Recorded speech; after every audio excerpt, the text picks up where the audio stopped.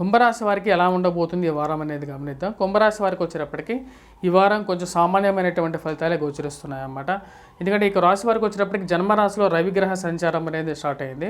రవి ఎప్పుడైతే జన్మరాశిలో సంచారం చేసేటప్పుడు ఆరోగ్యాన్ని కొద్దిగా క్షీణించే విధంగా ఉంటాడు, శరీరంలో అధికమైనటువంటి శ్రమను కలిగించే విధంగా ఉంటాడు అన్నమాట. ఆది శత్రువులైనటువంటి శని రవి జన్మరాశిలో సంచారం చేస్తున్నప్పుడు అధికమైనటువంటి శారీరక శ్రమ అనేది ఉంటుంది, టెన్షన్ అనేది ఎక్కువగా ఉంటుంది అన్నమాట.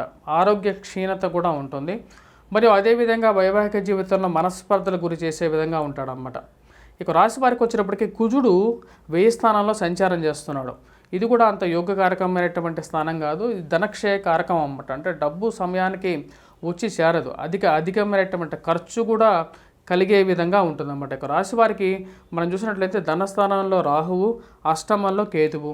ధనస్థానంలో రాహు సంచారం చేస్తున్నప్పుడు కుటుంబ సంబంధ బాంధవ్యాల మీద ప్రభావం అనేది ఎక్కువగా ఉంటుంది, డబ్బు ఖర్చు ఎక్కువగా ఉంటుంది. ఇరుగు పొరుగు సఖ్యత విషయంలో కూడా తగు జాగ్రత్తలు తీసుకోవాలి.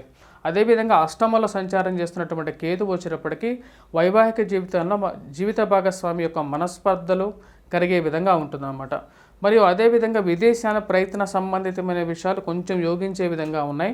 దూర ప్రాంత ప్రయాణం అనేది సంభవించే విధంగా ఉందన్నమాట. రావి జన్మరాశిలో సంచారం చేస్తున్నప్పుడు ముఖ్యంగా వచ్చినప్పటికీ ప్రయాణాల్లో కొంచెం అనుకూలమైనటువంటి విషయంగా పెంపొందించడం అనేది జరుగుతుందన్నమాట.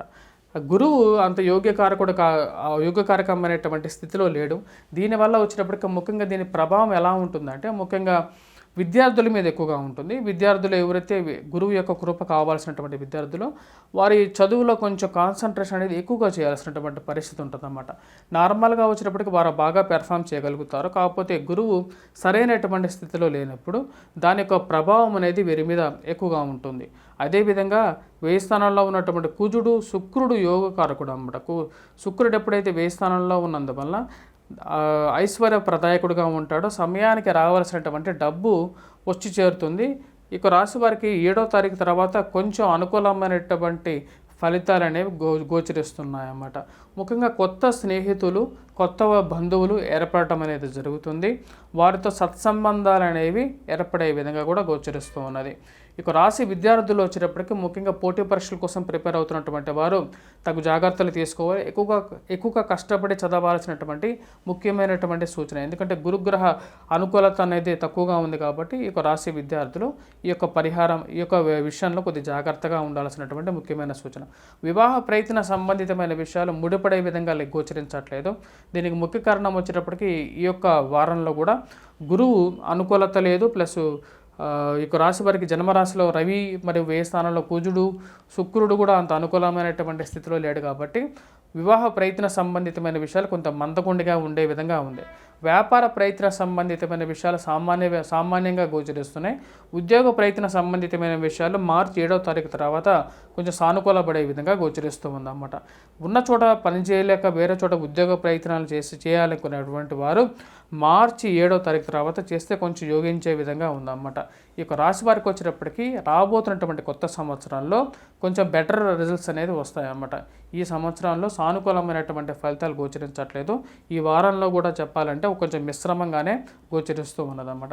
ఇక రాశి వారు చేసుకోవాల్సినటువంటి పరిహారాల గురించి మనం మాట్లాడితే శని జన్మరాశిలో ఉన్నప్పుడు, శని ప్రభావం ఎక్కువగా ఉన్నప్పుడు, న్యూరలాజికల్ ఇష్యూస్ కానీ అలాగే మజిల్ రిలేటెడ్ ప్రాబ్లమ్స్ కానీ ఉన్నప్పుడు శనిగ్రహ శ్లోకాన్ని పఠించాలి. అలాగే వెంకటేశ్వర స్వామి ఆరాధన అనేది చేయాలి. అదేవిధంగా ఈ రాశి వారికి అధికమైనటువంటి వర్క్ ప్రెజర్ ఎక్కువగా ఉన్నప్పుడు సూర్య నమస్కారాలు యోగాలో ఒక పార్ట్ అన్నమాట. అది చేసినట్లయితే కొంచెం వర్క్ ప్రెజర్ రిలీజ్ అనేది తగ్గుతుంది. అదేవిధంగా ఈ రాశి వారికి వచ్చేటప్పటికి శుక్రుడు ఈ రాశి వారికి జన్మరాశిలోకి రాబోతున్నాడు. తద్వారా వచ్చేటప్పటికి స్త్రీతో కలవటానికి ఆస్కారం అనేది, స్త్రీ ద్వారా కొంచెం అనుకూలమైనటువంటి ఫలితాలు పొందడానికి సమయంగా గోచరిస్తూ ఉన్నది అన్నమాట. Please do subscribe and share.